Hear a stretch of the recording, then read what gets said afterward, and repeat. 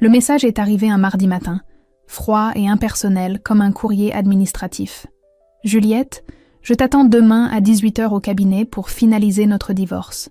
Viens seule, signe les papiers chez mon notaire et on en finit une bonne fois pour toutes. L'adresse, 47 avenue Haussmann. Ne sois pas en retard. » Pas de formule de politesse, pas même un semblant de courtoisie après 15 ans de mariage.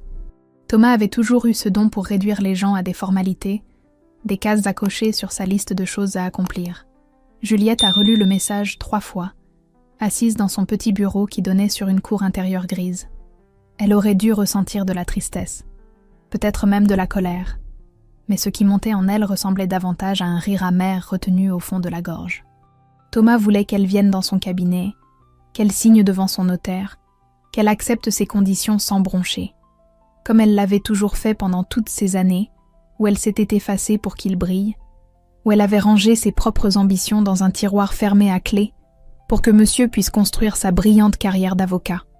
Les souvenirs sont remontés malgré elle, fragments douloureux d'une vie qu'elle avait crue heureuse. Elle se revoyait à 24 ans, major de sa promotion à la faculté de droit, avec cette lettre d'un cabinet prestigieux, lui offrant un poste d'assistante avec promesse d'association rapide. Elle se souvenait du sourire de Thomas quand elle lui avait montré la lettre, de ses mains sur ses épaules, de sa voix douce et persuasive. « Ma chérie, tu es tellement brillante. Tu auras d'autres opportunités. Pour l'instant, construisons quelque chose ensemble, toi et moi. Ma famille a des contacts. Je vais décrocher un poste formidable. Et après on verra pour toi. » Elle avait dit oui, confiante, amoureuse, naïve. Les années avaient filé dans un brouillard de sacrifices invisibles. Pendant que Thomas utilisait les relations de sa famille pour entrer dans des cabinets de plus en plus prestigieux, Juliette acceptait des postes administratifs, des remplacements temporaires, des dossiers sans gloire qui payaient les factures, mais ne menaient nulle part. Elle s'occupait de la maison, organisait les dîners avec les associés de Thomas, souriait poliment quand sa belle-mère lui demandait avec condescendance si elle avait enfin trouvé un vrai travail. Quand elle avait tenté, il y a 5 ans, de relancer sa carrière, Thomas avait balayé l'idée d'un revers de main. « Tu n'as rien à prouver, Juliette. On est bien comme ça, non ?» Sauf qu'il n'était pas bien. Juliette avait découvert la liaison il y a 3 mois, par le plus banal des hasards. Un message sur le téléphone de Thomas laissé sur la table de la cuisine. Claire, une stagiaire de 26 ans, fraîche et ambitieuse, qui envoyait des petits cœurs à un homme marié de 40 ans. Le pire n'était pas la trahison elle-même, mais la conversation qu'elle avait surprise 2 semaines plus tard entre Thomas et sa mère au téléphone. « Oui, maman, je sais. Juliette ne comprend rien au milieu. Claire est différente. Elle a de l'ambition. Elle me comprend. » Sa propre belle famille savait et approuvait. Juliette s'est levée de sa chaise et s'est dirigée vers son armoire. Elle a sorti un tailleur bleu marine impeccable qu'elle n'avait jamais porté, celui qu'elle gardait pour les grandes occasions qui n'étaient jamais venues. Demain, elle irait avenue Haussmann. Elle signerait peut-être ses papiers, ou peut-être pas. Mais Thomas Roche allait découvrir quelque chose qu'il aurait dû savoir depuis longtemps. Juliette n'était plus la femme effacée qu'il avait épousée. Elle a ouvert sa mallette en cuir et a soigneusement rangé plusieurs dossiers, un sourire étrange flottant sur ses lèvres. Dans 6 heures, Thomas comprendrait que certaines erreurs ne se pardonnent pas et que sous-estimer quelqu'un peut coûter beaucoup plus cher qu'un simple divorce. La question n'était plus de savoir si elle y irait. La question était, qui allait vraiment signer quoi demain soir? La route vers l'avenue Haussmann traversait Paris d'ouest en est, et chaque kilomètre ramenait Juliette 15 ans en arrière. Elle conduisait lentement, laissant les souvenirs défiler comme un film qu'elle aurait préféré ne jamais revoir. La vérité était là, cruelle et limpide. Elle n'avait pas été vaincue par Thomas. Elle s'était laissée effacer toute seule, une concession à la fois, un rêve abandonné après l'autre. Ils s'étaient rencontrés à la faculté de droit, dans un amphithéâtre bondé, où Juliette répondait à toutes les questions du professeur, pendant que Thomas griffonnait des dessins dans ses marges de cahier. Il était charmant, drôle, issu d'une famille bourgeoise du 16e arrondissement, qui possédait un appartement avec vue sur la Seine et des relations dans tous les cabinets qui comptaient. Elle venait d'une petite ville de province, fille unique d'un couple d'enseignants qui avait économisé chaque euro pour lui payer ses études. Quand Thomas lui avait souri la première fois, elle avait senti quelque chose se déplacer dans sa poitrine, une chaleur nouvelle et dangereuse. Les premiers mois avaient été magiques, faits de cafés interminables dans le quartier latin et de promenades le long de la Seine. Thomas l'écoutait parler de ses ambitions avec une attention qui semblait sincère, hochait la tête quand elle évoquait son rêve de devenir avocate en droit des affaires, de défendre de grandes causes, de faire bouger les lignes. Il disait qu'il l'admirait, qu'elle était la plus brillante de leur promotion, que l'avenir leur appartenait. Juliette avait cru chaque mot parce qu'elle voulait désespérément y croire. La lettre du cabinet Leblanc & Associés était arrivée 3 semaines avant leur mariage. Une offre en or, assistante juridique avec formation accélérée et promesse d'association dans les 5 ans pour les éléments performants. Juliette avait couru montrer la lettre à Thomas, le cœur battant d'excitation. Il l'avait lue, puis reposée sur la table avec un sourire étrange. « C'est formidable, ma chérie. Mais réfléchis bien. Mon oncle peut me faire entrer chez Moreau & Associés, tu sais, ce grand cabinet près de l'opéra. Si on commence tous les deux notre carrière en même temps dans des cabinets différents, on ne se verra jamais. Et puis, soyons honnêtes, avec ton talent, tu auras d'autres opportunités.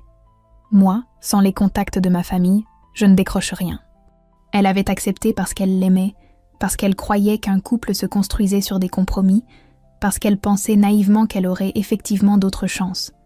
Thomas avait intégré le cabinet Moreau & Associés 2 mois après leur mariage, et Juliette avait trouvé un poste administratif dans un petit cabinet de droit immobilier qui payait à peine le loyer. Elle se disait que c'était temporaire, que dans 1 an ou 2, elle retenterait sa chance ailleurs. Les années avaient passé dans un brouillard quotidien, fait de petites humiliations silencieuses. Juliette enchaînait les remplacements, les postes précaires, les dossiers sans envergure, pendant que Thomas grimpait les échelons grâce aux relations de son père et de son oncle. Elle organisait les dîners avec les associés du cabinet, souriait poliment, pendant que la mère de Thomas lui demandait devant tout le monde si elle avait enfin trouvé un vrai poste d'avocate ou si elle continuait à faire de la paperasse. Thomas ne la défendait jamais, se contentant de hausser les épaules avec un sourire gêné. Le pire était venu il y a 5 ans, quand Juliette avait tenté de relancer sa carrière. Elle avait postulé dans plusieurs cabinets, décroché 2 entretiens prometteurs, commencé à retrouver cette étincelle qu'elle avait perdue. Thomas avait écouté ses projets avec un air contrarié, puis avait lâché la phrase qui avait tout figé. « Juliette, sois réaliste. Tu as 40 ans. Aucune expérience significative, pas de réseau. Tu vas te ridiculiser et nous ridiculiser par la même occasion. On est bien comme ça, non? Je gagne assez pour 2. Tu n'as pas besoin de te tuer au travail. » Elle avait abandonné ce jour-là, pas parce qu'elle le croyait, mais parce qu'elle était trop épuisée pour se battre contre lui et contre elle-même. Elle s'était enfoncée dans une routine morne, regardant sa vie défiler comme celle de quelqu'un d'autre, une spectatrice dans son propre mariage. Juliette s'est garée à 2 rues de l'avenue Haussmann et a coupé le moteur. Dans le rétroviseur, elle a croisé son propre regard et y a vu quelque chose de nouveau, quelque chose de dur et de déterminé. Thomas pensait qu'elle venait signer sa défaite. Il ignorait totalement ce qui l'attendait dans cette salle de réunion. Parfois, les gens sous-estiment ceux qu'ils ont écrasés. C'est toujours une erreur fatale. L'immeuble du 47 avenue Haussmann était exactement comme Juliette l'avait imaginé. Façade haussmannienne immaculée, hall d'entrée en marbre avec lustres en cristal, ascenseur aux portes dorées. Le genre d'adresse qui impressionnait les clients fortunés et rassurait les investisseurs prudents. Thomas avait toujours rêvé de travailler dans un endroit comme celui-ci, un symbole de réussite qu'il pourrait montrer à sa famille, à ses anciens camarades de promotion, au monde entier. Juliette a poussé la porte vitrée et s'est dirigée vers la réception.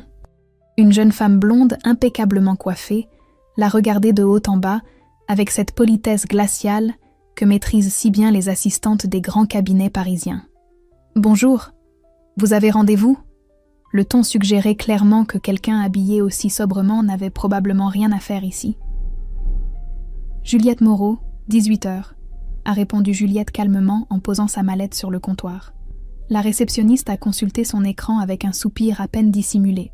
« Ah oui, Madame Roche. Vous êtes attendue en salle de réunion avec les autres. 5e étage, porte à droite en sortant de l'ascenseur. » Elle avait appuyé sur le Madame Roche comme on enfonce un clou, ce nom de femme mariée qui effaçait toute identité propre. Juliette n'a pas relevé et s'est dirigée vers les ascenseurs. Dans la cabine silencieuse qui montait lentement, elle a observé son reflet dans les miroirs dorés. Elle portait son tailleur bleu marine, sobre mais parfaitement coupé, ses cheveux tirés en chignon strict, ses escarpins noirs à talons moyens. Elle ressemblait à ce qu'elle était vraiment, pas à la femme effacée que Thomas voulait voir. Au 5e étage, le couloir était tapissé d'un épais tapis gris perle qui étouffait les pas. Des portes en bois sombre s'alignaient de chaque côté, avec des plaques dorées indiquant les noms des associés. Juliette a ralenti en passant devant chacune d'elles, son cœur battant de plus en plus vite. Maître Dubois, Maître Fontaine, Maître Laurent, et puis, juste avant la salle de réunion, la plaque qui a tout changé, Maître Moreau, associé principal. Elle s'est arrêtée net, une main sur le mur pour garder l'équilibre. Son nom. Son nom de jeune fille qu'elle n'utilisait plus depuis 15 ans, gravé en lettres dorées sur une plaque professionnelle, dans l'un des cabinets les plus prestigieux de Paris. Pendant une seconde vertigineuse, Juliette a cru halluciner, puis les souvenirs sont remontés avec une clarté aveuglante.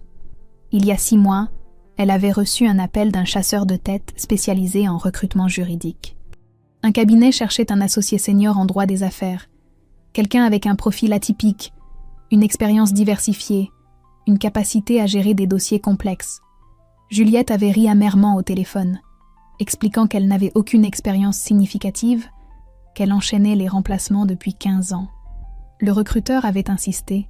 « Justement, Madame Moreau, nous avons épluché vos publications juridiques de vos années d'études, vos mémoires, vos analyses. Vous étiez brillante. Que s'est-il passé ?» Elle n'avait pas su quoi répondre. Les entretiens avaient suivi, d'abord par curiosité, puis par désir croissant de reprendre sa vie en main.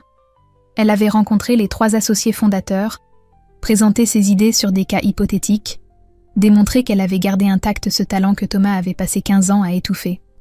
L'offre était arrivée 3 mois plus tard. Poste d'associé principal, spécialisation en droit des affaires et contentieux commercial, bureau personnel, salaire qui dépassait ce que Thomas gagnait. Elle avait signé le contrat un mardi matin, dans ce même immeuble, sur cette même avenue Haussmann. Elle avait demandé la discrétion totale pendant la période de transition, le temps de finaliser certains dossiers en cours. Les associés avaient accepté sans poser de questions.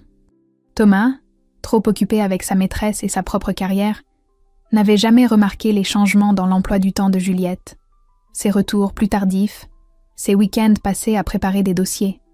Le plus ironique était que Thomas travaillait dans ce cabinet depuis 8 mois comme collaborateur externe, convaincu d'être sur le point de devenir associé, utilisant le prestige de l'adresse pour impressionner ses clients et sa famille. Il ignorait totalement que le cabinet appartenait désormais en partie à sa propre femme, celle qu'il considérait comme une ratée professionnelle. Juliette a posé sa main sur la poignée de la porte de la salle de réunion. De l'autre côté, elle entendait des voix, celles de Thomas dominant les autres, avec cette assurance arrogante qu'elle connaissait si bien. Elle a respiré profondément, ajusté sa veste et a souri. Dans quelques secondes, toutes les certitudes de Thomas Roche allaient s'effondrer. Juliette a ouvert la porte et le silence s'est abattu sur la salle comme une chape de plomb. La pièce était bondée, bien plus que ce qu'elle avait imaginé. Thomas trônait en bout de table, chemise blanche impeccable et cravate bordeaux, le sourire satisfait de celui qui s'apprête à remporter une victoire facile. À sa droite, ses parents, Monsieur et Madame Roche, raides dans leurs vêtements de grands couturiers, le regard méprisant déjà fixé sur elle. La sœur de Thomas, Isabelle, pianotait sur son téléphone avec un air d'ennui calculé. Et puis il y avait Claire, la maîtresse, assise juste à côté de Thomas, avec une proximité obscène. Jeune, blonde, le genre de beauté lisse et interchangeable que l'on voyait dans les magazines. Elle tenait la main de Thomas sur la table, geste provocateur destiné à humilier Juliette publiquement. En face d'eux, un homme d'une 60aine d'années en costume 3 pièces feuilletait des documents avec importance, probablement le notaire de la famille. Thomas a levé les yeux vers Juliette et son sourire s'est élargi. « Enfin, Juliette, nous commencions à croire que tu avais pris la fuite. » Quelques rires polis ont fusé autour de la table. « Assieds-toi, s'il te plaît. On va régler ça rapidement. Maître Blanchard a préparé tous les documents. Tu signes ici, ici et ici, et on peut tous rentrer chez nous. Sans drame, j'espère. La mère de Thomas a ajouté d'une voix pincée. Nous apprécierions que cela reste civilisé, Juliette. Thomas a été très généreux dans les termes du divorce, compte tenu de ta contribution limitée au patrimoine commun. Le père a hoché la tête en silence, son visage exprimant ce mélange de condescendance et d'indifférence qu'il avait toujours manifesté envers elle. Juliette n'a pas pris la chaise qu'on lui désignait près de l'entrée, celle réservée aux invités de second rang. Elle a marché calmement le long de la table, ses talons résonnant sur le parquet ciré, jusqu'au bout opposé, face à Thomas. Elle a posé sa mallette avec un geste précis, a retiré sa veste et l'a accrochée au dossier de la chaise directrice en cuir. Thomas a froncé les sourcils, son sourire vacillant légèrement. « Juliette, qu'est-ce que tu fais ? Ta place est… » Elle l'a interrompu d'une voix claire et posée, celle qu'elle utilisait autrefois à la faculté quand elle démontait les arguments bancals de ses adversaires en plaidoirie fictive. « Bonsoir à tous. Je suis maître Juliette Moreau, associée principale de ce cabinet. » Elle a laissé les mots flotter dans l'air, observant avec une satisfaction froide les visages se figer un par un. « Je crois que nous devons avoir une discussion très sérieuse concernant votre situation professionnelle, monsieur Roche. » Le silence qui a suivi était si dense qu'on aurait pu l'entendre se briser. Thomas est devenu blanc comme un linge, sa bouche s'ouvrant et se fermant sans qu'aucun son n'en sorte. Le père Roche s'est levé brusquement, renversant presque son verre d'eau. « Comment ? C'est impossible. Thomas nous a dit qu'il travaillait pour le cabinet Moreau, pas que… » « En effet, » a coupé Juliette en ouvrant sa mallette pour en sortir plusieurs dossiers. « Monsieur Thomas Roche est collaborateur externe de ce cabinet depuis 8 mois, engagé sur recommandation d'un client. Il n'est pas associé. Il ne l'a jamais été. Et au vu des récentes découvertes, il ne le sera certainement jamais. » Isabelle a lâché son téléphone qui a heurté la table avec un bruit sec. « Attends, tu veux dire que Thomas… » Elle s'est tournée vers son frère avec incrédulité. « Tu nous as fait croire pendant des mois que tu étais associé ici ?» Thomas a essayé de reprendre contenance, se levant d'un bond avec ce qu'il espérait être de l'autorité. « Juliette, arrête ce cirque immédiatement. Tu ne peux pas être associée de ce cabinet, c'est ridicule.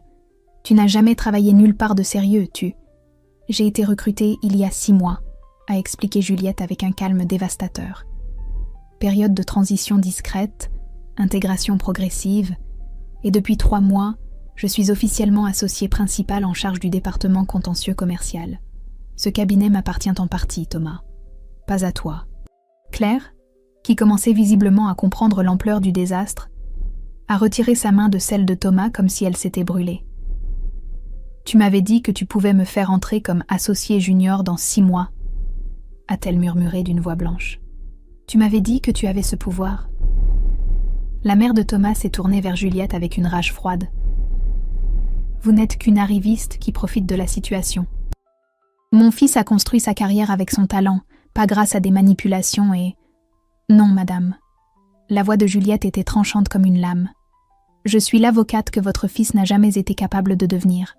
Et maintenant, nous allons parler du véritable sujet de cette réunion, l'inventaire complet des biens matrimoniaux, incluant tous les investissements que j'ai financés ces 15 dernières années. » Elle a ouvert le premier dossier, et tous les visages autour de la table ont pâli davantage encore. Thomas a essayé de reprendre le contrôle de la situation, avec la maladresse d'un homme qui sent le sol se dérober sous ses pieds. « Juliette, tu divagues complètement. Ces histoires d'investissement que tu aurais financées, c'est du délire. Mon père peut témoigner que vous m'avez menti à tous, » a coupé Juliette en faisant glisser le premier document vers le centre de la table. « Contrat de prêt bancaire pour votre appartement du 11e arrondissement, cosigné et garanti à 80% par mon héritage de ma grand-mère maternelle. Vous vous souvenez, Thomas ? Cet argent que j'avais mis de côté pour reprendre mes études, que tu m'as convaincu d'investir dans notre avenir commun. » Elle a sorti un second document. 3 prêts commerciaux pour financer vos formations continues en droit fiscal et en droit européen, tous remboursés avec mon salaire pendant que vous construisiez votre réseau. Un 3e dossier a atterri sur la table. Et mes favoris, les relevés bancaires montrant que pendant 8 ans, J'ai payé 95% des charges du foyer pendant que vous investissiez votre salaire dans des placements à votre seul nom. Le père Roche a ouvert le premier dossier d'une main tremblante et son visage s'est décomposé. Thomas, c'est vrai? Tu nous avais dit que tu finançais tout toi-même, que Juliette ne travaillait presque pas, légalement, a continué Juliette, sans laisser à Thomas le temps de répondre. La moitié de tout ce que vous possédez m'appartient. L'appartement, les placements, même votre participation dans la société civile professionnelle que vous avez montée il y a 2 ans avec votre oncle. Tout cela a été construit avec mon argent, pendant que je vivais dans l'ombre de votre carrière. Claire s'est levée brusquement, son sac à main serré contre elle. Je ne veux rien avoir à faire avec tout ça. Thomas, tu m'avais dit que tu étais associé principal, que tu pouvais me faire progresser rapidement, que ton divorce était une simple formalité sans enjeu financier. Sa voix montait dans les aigus, mélange de colère et de panique. Tu m'as menti sur tout? Claire, attends, a commencé Thomas. Mais la jeune femme était déjà à la porte. Elle s'est retournée une dernière fois, le regard rempli de mépris. Bonne chance avec ton divorce, Thomas. Et avec ta vraie vie, celle que tu m'as cachée. La porte a claqué derrière elle. Isabelle a ricané, un son sans joie. Brillant, Thomas. Vraiment brillant. Papa, maman, vous réalisez que toute la famille va être la risée du barreau parisien quand cette histoire va se savoir? Maître Blanchard, le soi-disant notaire, a toussé avec gêne. Je crois qu'il y a eu un malentendu. Je ne suis pas le notaire officiel du divorce. Je suis simplement un vieil ami de la famille Roche qui devait... Il a regardé les documents étalés sur la table et a pâli. Je pense qu'il vaut mieux que je me retire de cette affaire. Excellente décision, a approuvé Juliette. Les vrais documents de divorce sont avec Maître Fontaine, mon confrère 2 bureaux plus loin. Ils incluent un inventaire exhaustif et des demandes de compensation financière tout à fait justifiées. La mère de Thomas a essayé un dernier assaut, la voix tremblante de rage contenue. Vous croyez que nous allons accepter cette humiliation? Nous avons des avocats, des relations. Nous pouvons détruire votre réputation en quelques coups de téléphone. Juliette s'est penchée en avant, les mains à plat sur la table, son regard planté dans celui de sa belle-mère. Madame Roche, je suis avocate depuis que vous portiez encore des tailleurs Chanel de la saison passée. J'ai passé 15 ans à observer, à apprendre, à construire des dossiers invisibles. Chaque mensonge de Thomas, chaque manipulation, chaque euro détourné, tout est documenté, daté, vérifié. Si vous voulez la guerre, je vous garantis que vous allez la perdre. Le silence qui a suivi était celui de la défaite acceptée. Thomas est resté assis, tête baissée, les mains crispées sur les accoudoirs de sa chaise. Son père a ramassé les documents et les a glissés dans sa mallette sans un mot. Isabelle a secoué la tête avec dégoût avant de sortir. Juliette a refermé sa mallette et a enfilé sa veste. Mes avocats vous contacteront demain matin avec les modalités exactes. Je vous suggère de coopérer. Cela nous évitera à tous des frais judiciaires inutiles. Elle s'est dirigée vers la porte, puis s'est retournée une dernière fois. Au fait, Thomas, ton bureau est au 3e étage. Le mien est juste à côté de cette salle. J'espère que nous pourrons maintenir un rapport professionnel cordial. La porte s'est refermée sur un silence de mort. Les 3 semaines qui ont suivi ont été un tourbillon juridique impitoyable. Thomas a tenté de contre-attaquer, engageant un avocat spécialisé en divorce, qui a promis de démolir les prétentions de Juliette. Il a déposé une demande reconventionnelle affirmant qu'elle avait caché des revenus, qu'elle l'avait épousé par intérêt, que son recrutement récent était une manipulation orchestrée pour le détruire. Chaque accusation était plus désespérée que la précédente. Juliette a répondu avec une précision chirurgicale. Pour chaque mensonge de Thomas, elle produisait 3 preuves documentées. Relevé bancaire montrant qu'elle avait payé le loyer pendant 8 ans. Courriel, où Thomas la décourageait de postuler à des postes prestigieux. Témoignage d'anciens collègues confirmant son talent gâché. L'avocat de Thomas a fini par se retirer du dossier, incapable de défendre l'indéfendable. Au cabinet, l'atmosphère était étrange. Tout le monde savait désormais que Juliette Moreau était l'épouse en instance de divorce de Thomas Roche, le collaborateur externe dont le contrat était sous révision. Les regards dans les couloirs oscillaient entre admiration et malaise. Certains collègues évitaient Juliette, craignant d'être mêlés au scandale. D'autres, surtout les plus jeunes avocates, la regardaient avec une lueur nouvelle dans les yeux, comme si elle incarnait une forme de justice poétique, C'est Margot, son assistante de 58 ans au chignon gris et aux lunettes en écaille, qui a brisé la glace un mardi matin. Elle est entrée dans le bureau de Juliette avec 2 cafés et a refermé la porte derrière elle. « Vous tenez le coup, maître ?»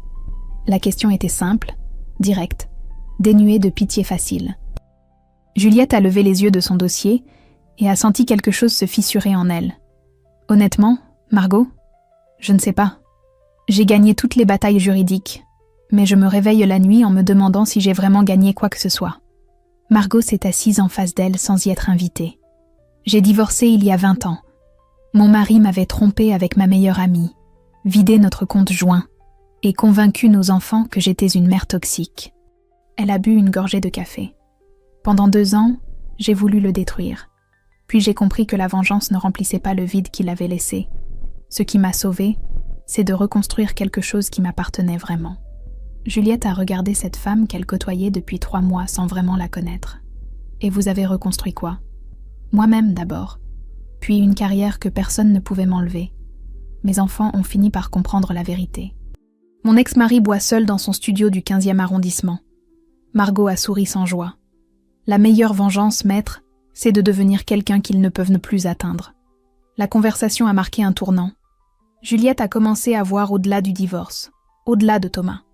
Elle s'est plongée dans ses dossiers avec une énergie nouvelle, remportant 3 affaires majeures en 2 semaines. Les clients appréciaient sa précision, son intelligence stratégique, sa capacité à anticiper les coups adverses. C'est pendant cette période qu'Édouard Marchand, associé senior spécialisé en droit commercial, a commencé à lui prêter attention. Homme d'une 50aine d'années au regard doux derrière des lunettes fines, veuf depuis 5 ans, il dirigeait le cabinet avec une autorité tranquille. Un après-midi, il a frappé à la porte de Juliette avec un dossier complexe de fusion-acquisition. « Maître Moreau, j'aurais besoin de votre expertise sur ce cas. Le client est difficile. Les enjeux sont importants et vous avez cette capacité rare de voir les failles avant qu'elles ne deviennent des catastrophes. » Il a hésité. « J'ai entendu des rumeurs concernant votre situation personnelle. Je voulais que vous sachiez que votre travail ici est évalué uniquement sur vos compétences, qui sont exceptionnelles. » Juliette a senti une chaleur inattendue monter dans sa poitrine.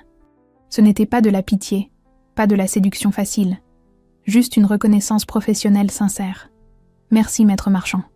Je serais honorée de collaborer sur ce dossier. » En sortant de son bureau ce soir-là, Juliette a croisé Thomas dans le couloir.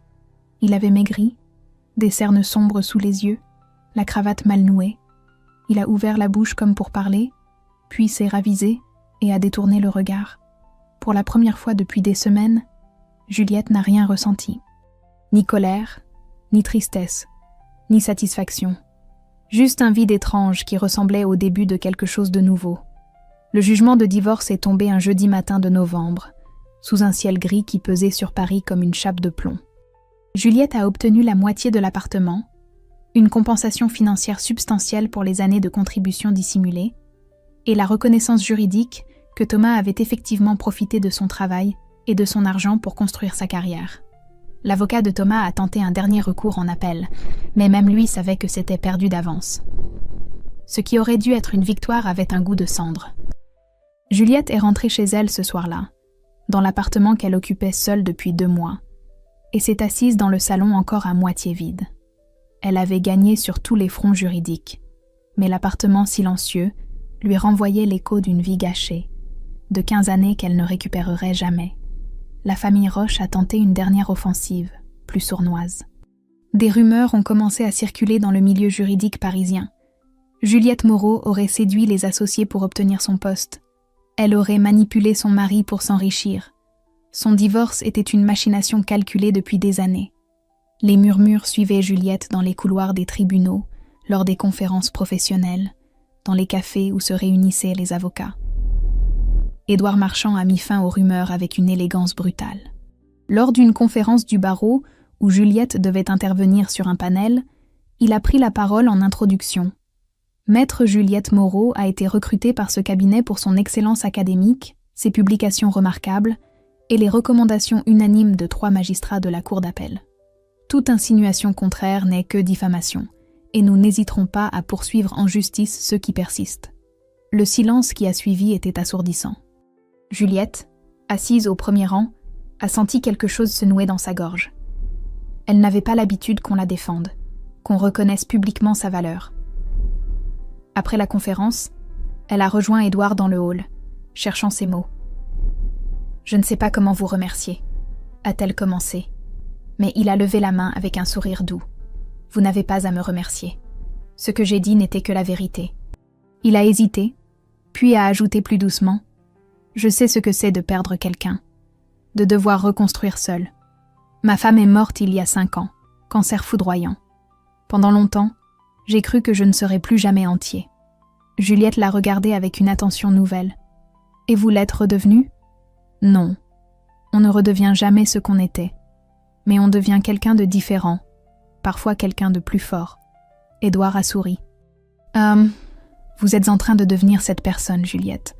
Ne laissez personne vous en détourner. » Ils ont pris un café ensemble ce soir-là, puis un déjeuner la semaine suivante pour discuter d'un dossier commun, puis un dîner qui n'avait plus rien de professionnel.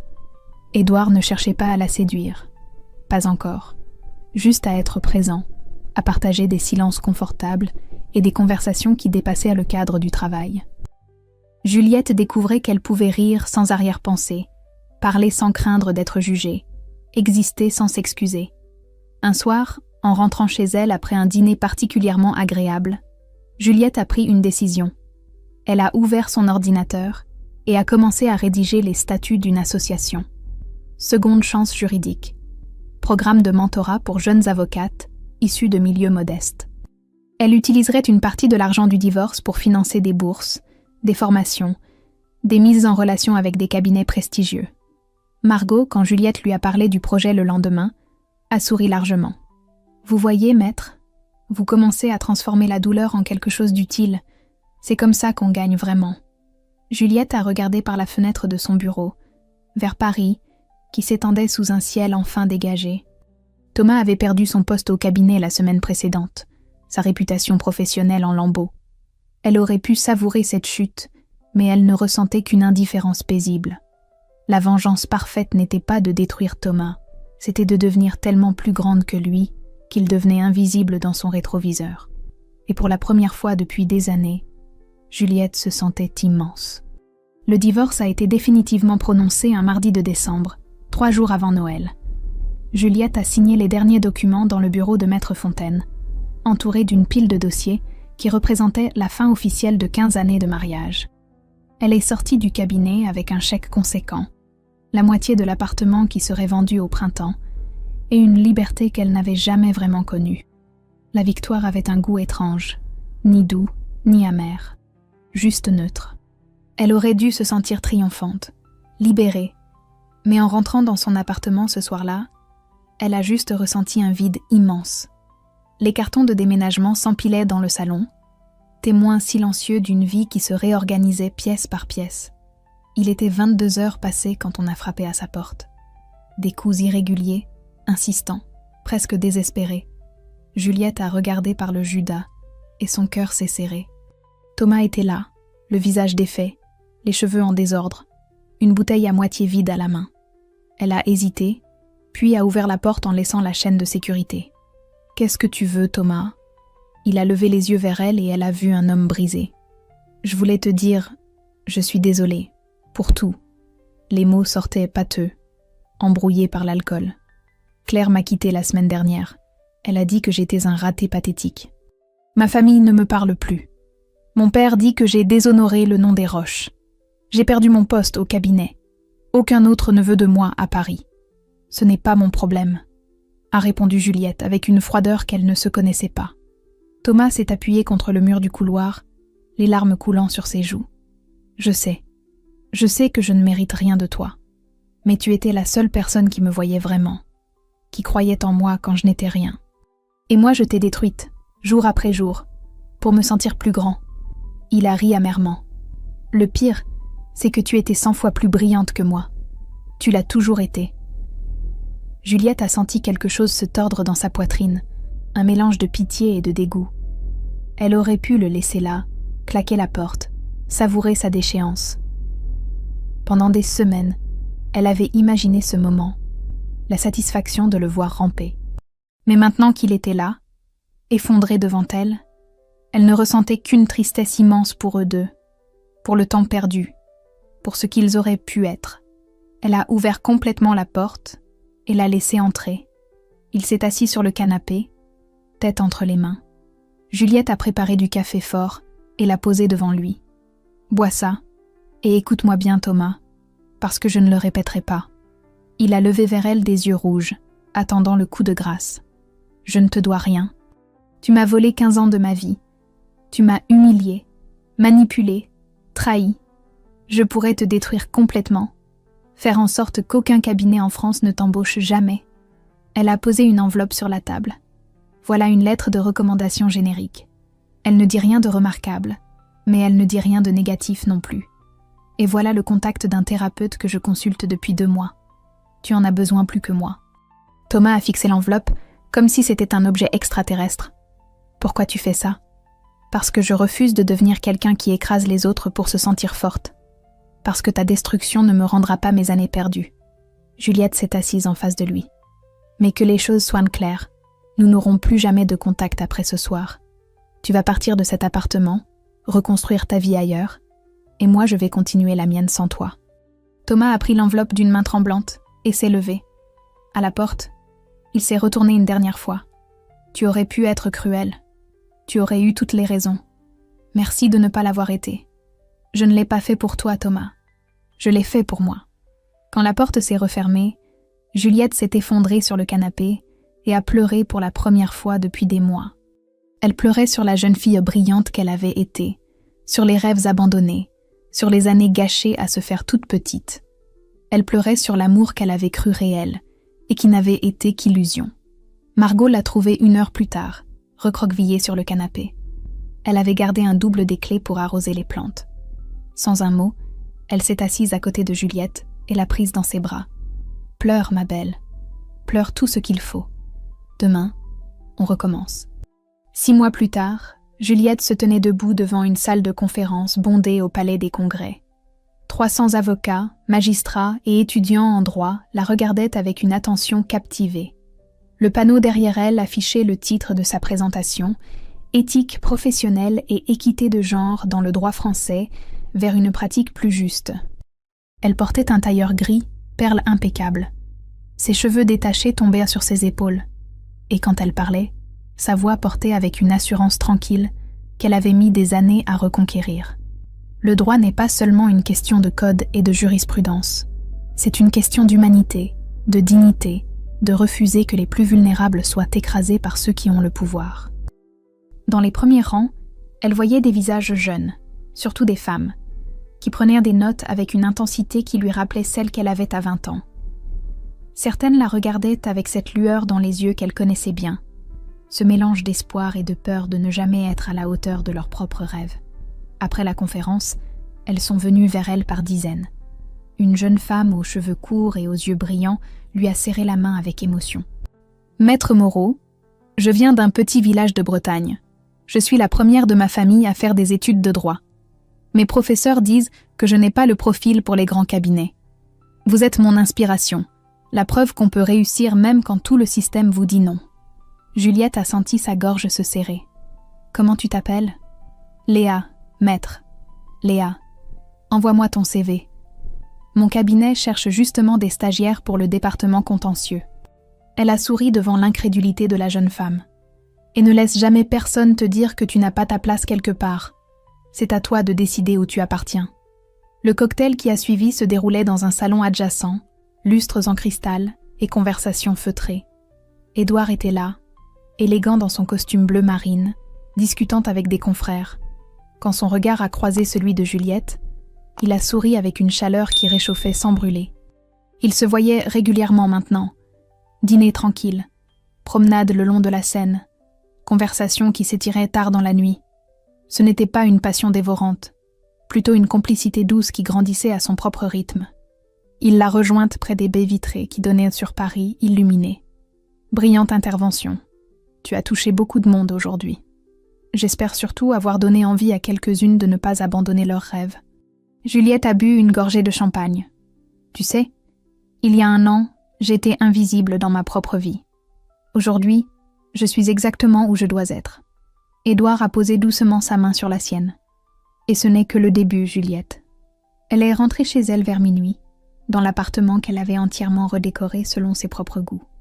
Murs blancs lumineux, bibliothèque remplie de livres de droit et de romans qu'elle n'avait jamais eu le temps de lire, plantes vertes dans chaque coin.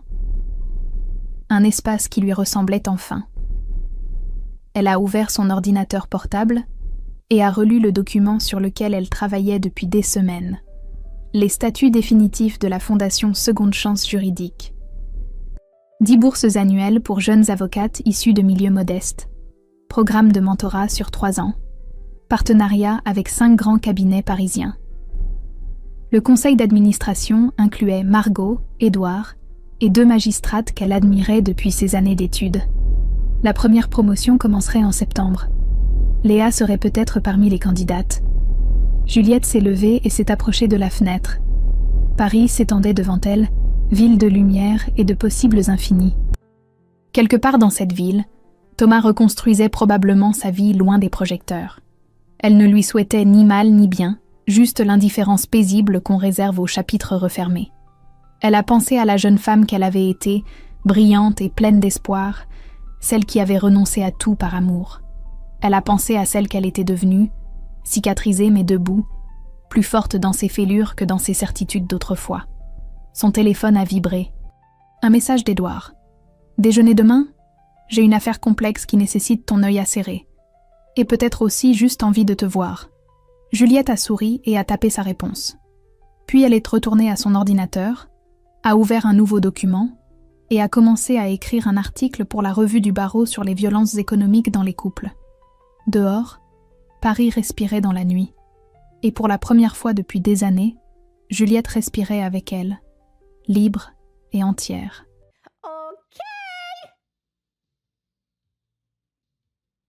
Paging Aussie Luna K. Okay. You are a menace to society.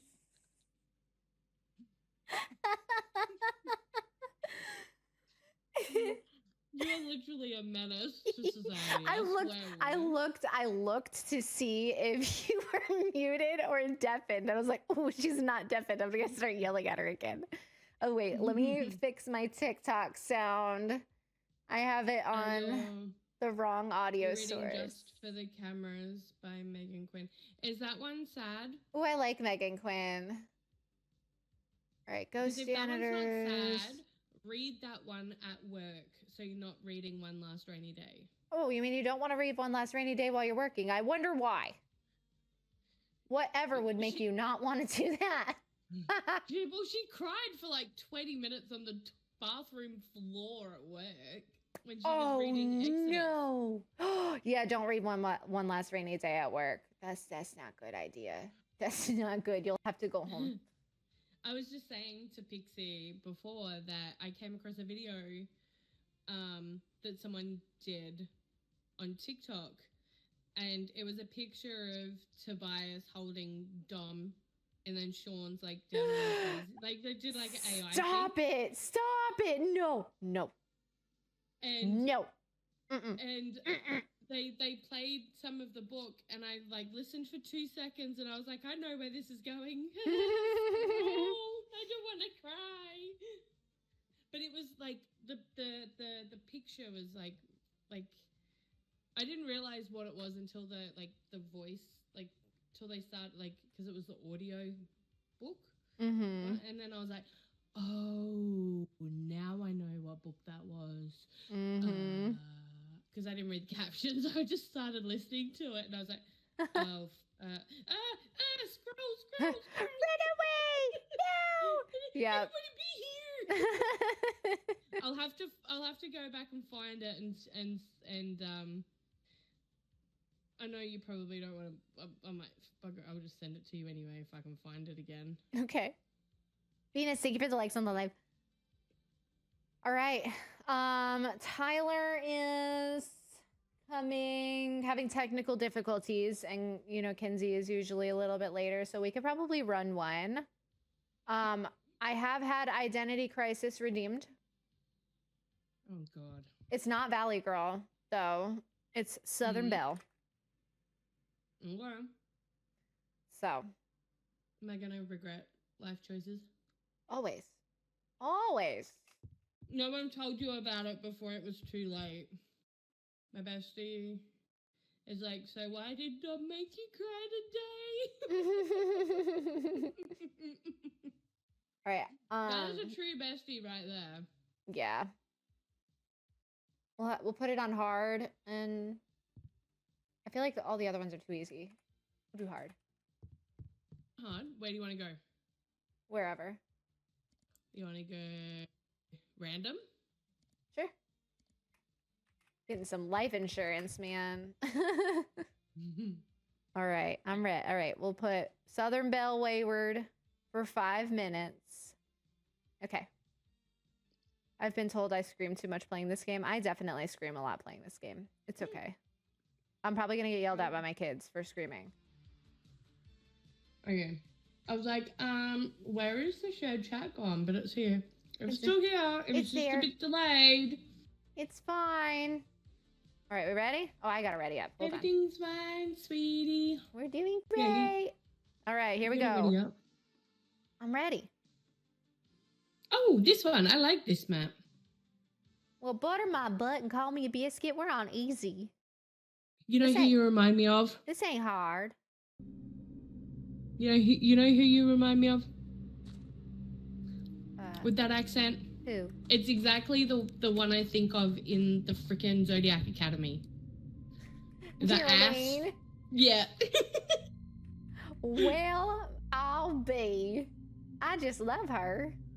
Oh, there's challenges now? Oh. Will you move your noggin out of the way? I can't see. I'm reading it. Finish a run in under 4 minutes. I don't think that's gonna happen. Upside down crosses. Wipe the water. And those demonic things on the ground. No, fuck. What's your profanity? My goodness. My. You kiss your mama with that mouth. Yes.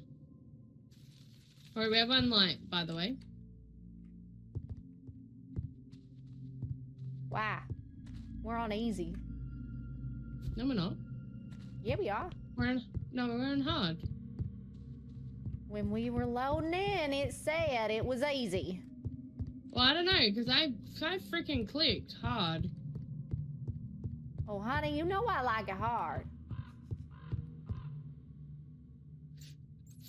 I can't with you. I can't. Why am I not holding him up? There we go. Oh no. Crap, I can't remember the buttons.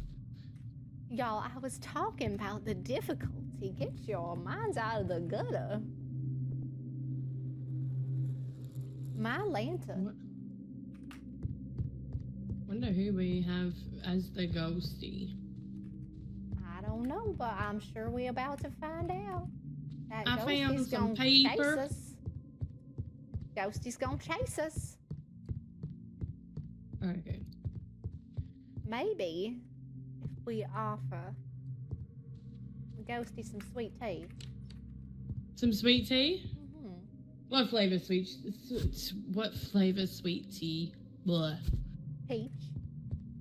Peach? I like peach. Peach. Hi, peas. Well, hi, peas. Only 21 today. I'm running into a box. Well, someone is not feeling very daddy-like today.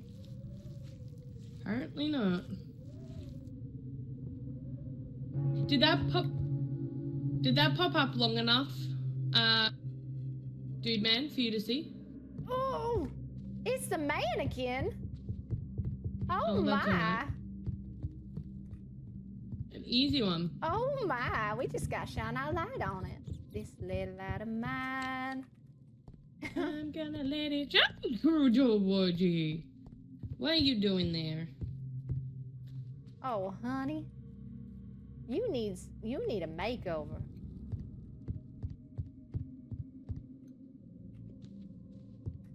Alright, that showed up, so that showed up well.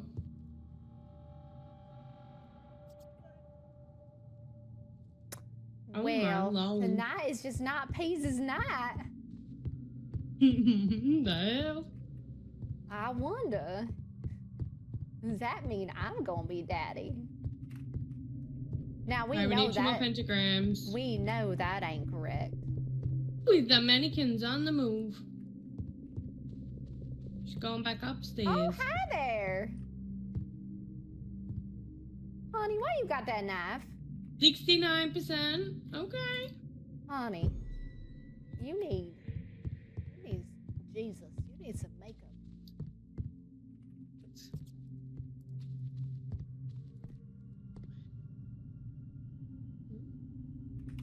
Thumper, you are a brat today, girl. Thumper, you, my dear, need yourself a spanking. Ah! No, excuse me. Don't break character now. Miss Mannequin, you better stay right there. Or I'ma whoop you. You better stay away I'ma from whoop me. your ass. I'ma whoop you. Get a nice little beating. Would have shown up if I were in the right chat. I think it did though. I think I Heavens to saw it Betsy. pop up, even though you typed it in.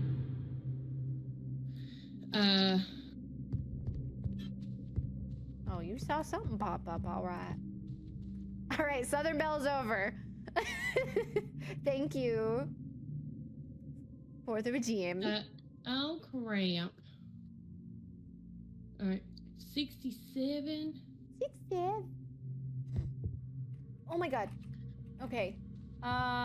Listen. 4 inches. Nice. All right, that's okay.